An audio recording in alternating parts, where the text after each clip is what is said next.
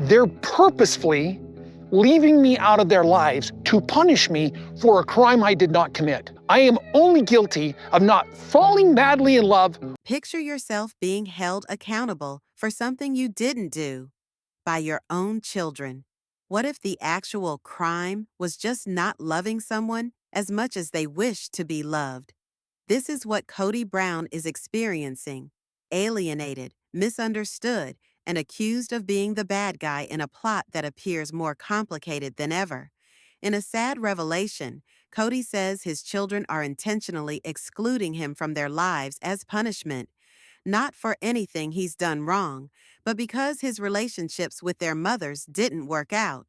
He says, "I'm only guilty of not falling deeply in love with their moms." A pointed moment came when Madison reportedly told Janelle, "Dad said he didn't love you." The damage of these words runs deep, yet when Kody tries to reconnect, he says all he gets is gossip passed around the family like a game of telephone. For years, they lavished him with praise. Now, it seems like they detest him.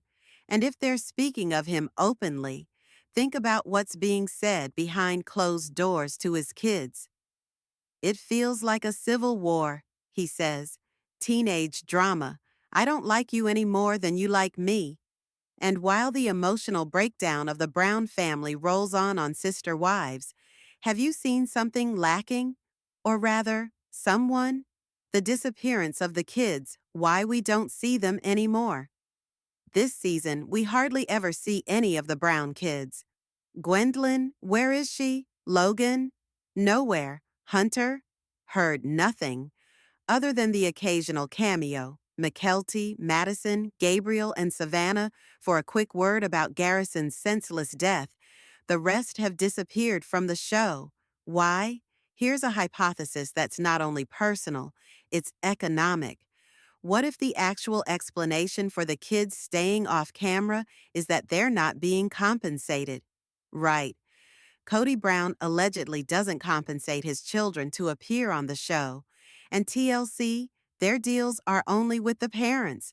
The network isn't paying the kids directly, which means it's solely up to the parents to pay them. It's said Christine now compensates her children a little bit for their time, but Kody? Not even a penny. So when you see Robin's children, Aurora, Brianna, and the rest, just keep in mind, they're on camera for nothing.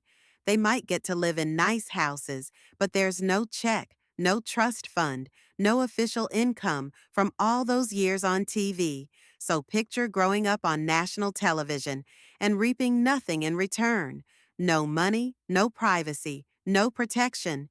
Child actors in Hollywood are protected under union regulations, but reality TV kids are out in the cold.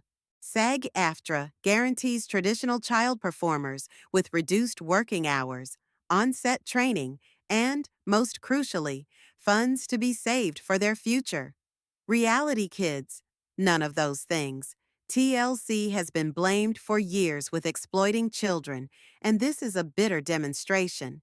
For several years, the network made a profit off of their faces, their milestones, their traumas, while the children got just about nothing.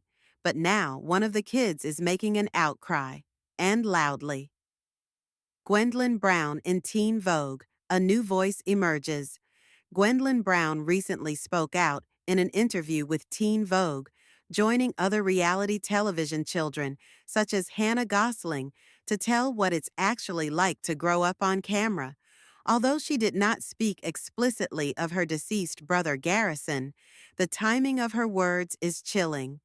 Off camera, it's supposed that Garrison's last messages consisted of arguments concerning the show. His on-camera death is being grieved, but little to no reflection has been done as to what role the show itself might have contributed to his psychological turmoil.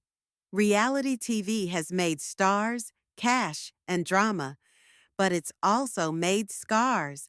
While the Brown family breaks apart, the silence of the children speaks volumes louder than any talking head could hope to do. They're tired, tired of the spotlight, tired of being part of the story. tired of the emotional exhaustion of being put on display. And perhaps we need to be listening. What do you do when the spotlight that thrilled you starts to feel like a trap? When the celebrity that put food on your family's table is now the thing that suffocates you? Let's discuss Gwendolyn Brown, the reality TV kid who spent her life under the microscope and is now revealing what that childhood felt like. Gwendolyn was only 8 years old when Sister Wives first aired. Initially, it was thrilling. She enjoyed the spotlight. She'd whisper to her peers about being on television, and she and her siblings would fight for the attention of the crew. To her, the camera operators were like uncles. The show catapulted the family out of poverty, and she remembers the change vividly. "We just got thrown into fame and thrown into money," she recalls. "Life is simpler for a child that's not hungry." It was a blessing for a time. Then came puberty, and with it, a new consciousness of being watched, judged, and exposed. She couldn't have a bad day. There was no space for teenage moods or privacy. Although the cameras weren't permitted in the children's bedrooms, she still felt as though she was being watched all the time. One day, at her wits' end, she stormed out of the house and screamed. As the echo died away, she caught the eye of a camera lens. She was humiliated, caught in an unfiltered, exposed moment, and afraid it would be shared with the entire world. Fortunately, it didn't go on the air, but the emotional damage remained. "All that anger and all that attention," she said. "Even if as a child you craved attention, you grow up and think, poor kid, but also poor me now. Even if the cameras are turned off, your life isn't yours. On Sister Wives, the mothers still raise the children, even when they're not in the same room, even when they don't want to be involved. That's the dark side. Even after stepping away, the children's names become storylines, arguments, content." Gwendolyn notes that privacy isn't truly possible when your parents still control the narrative. "As long as they have those cameras," she says, "your life isn't entirely yours." And yet, there wasn't everything terrible. She enjoyed the times the cameras recorded, vacations with her family, good memories, things she can look back on fondly. But they also recorded painful milestones, such as Christine's divorce from Kody, which set off the collapse of the family. Gwendolyn reports she knew it was coming. "I remember them arguing as a child," she confesses, "and I remember thinking, I hope they get a divorce." A ghostly intention for a child, but in retrospect, she feels it was for the best. But then there was the most intimate transgression, not of violence, but of identity. Gwendolyn tells us that her attitude about filming has changed. What used to feel ordinary now feels intrusive, particularly the day she was ambushed with questions about her sexuality. On tape, it wasn't something she intended to disclose publicly. She didn't think she should have to. "Straight people don't have to come out as straight," she explained. "Why do I have to come out?" But during an interview intended to address her sister Isabel's relocation or her parents' breakup, a producer changed course. "Your mom said you're bi," he stated. "Do you want to discuss that?" She was shocked. Her mother had disclosed to the producers without permission, and now she was here, blindsided, thrust into an experience she had not selected. She acknowledged that it was true, but the manner in which it occurred left a lingering pain.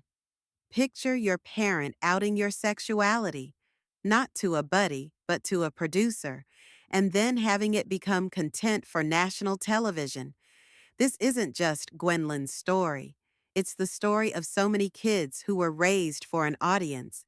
Their milestones, their meltdowns, their identities, all folded into entertainment. And even those who no longer appear are still dragged back in by association. As a creator, I get it. I don't show my own child online. Some things deserve to remain sacred. Your kid's identity should never be a storyline. Fame rescued Gwendolyn's family from destitution, but at the price of her privacy, her serenity, and her independence. She's still sorting out what it means to have her childhood sold in segments, and she's not the only one. She recalls struggling through a hasty explanation of what being bisexual was. "I like men, women, and other gender spectrums," she had said, a phrase she now winces at. But who can blame her? She hadn't practiced a statement. She hadn't requested to say it. She was simply blindsided by a producer on camera because her mom had said something off camera. Gwendolyn was not covering up her sexuality. She'd discussed it on Twitter. She'd written about it on Instagram. But that's her site. That's her right. Being public on social media is something. Sitting before a camera, knowing your words will be broadcast on national television, viewed by millions, many of whom come from conservative or intolerant backgrounds, is something quite another. Worse yet, she reports that when she informed her family in private, Robin became angry because she did not wait for the cameras. Let that soak in. She wasn't rebuked for fibbing. She wasn't rebuked for concealing it. She was rebuked for not making it into a TV show moment. When your parents begin treating your most private experiences, yourself, your development, your suffering, like episodes in a show, something's broken. And the larger question, were these children ever paid for what they sacrificed? It turns out, not exactly. Gwendolyn says TLC only compensated the parents. The children? Zero. No contracts, no upfront payment, just their visages, their narratives, and their work to create a runaway hit. Gwendolyn later claims that her mom began paying her and her siblings a little money, perhaps a day or half day of shooting, but even she acknowledges it wasn't fairly paid. "I'm not really sure how much I received," she stated, "but it definitely wasn't a fair portion." This echoes what we've heard from others like Jill Duggar and even the Gosselin kids. TLC doesn't give the kids contracts. They don't set up trust funds. They don't ensure payment. Instead, they route everything through the parents, creating a massive loophole to avoid labor laws, permits, and accountability. TLC offered a statement saying compensation is handled in accordance with contractual obligations and labor laws. But how are those laws being enforced? If the children never had contracts in the first place, and if everything was legitimate, why shoot in states that have lenient child labor laws? When Christine was questioned, she assured that initially the children weren't paid, but she added the family saved money for their college and automobiles. Here's what's wrong with that. We know those boys didn't receive fancy cars. They were driving clunkers, 2,000 to 3,000 used cars, which, yeah, is a present many kids never receive. But it's not necessarily an industry salary either. And for college, why then did so many of the boys enlist in the military? It wasn't for the sake of serving. It was because they were paid while in college, something Kody wasn't willing to do.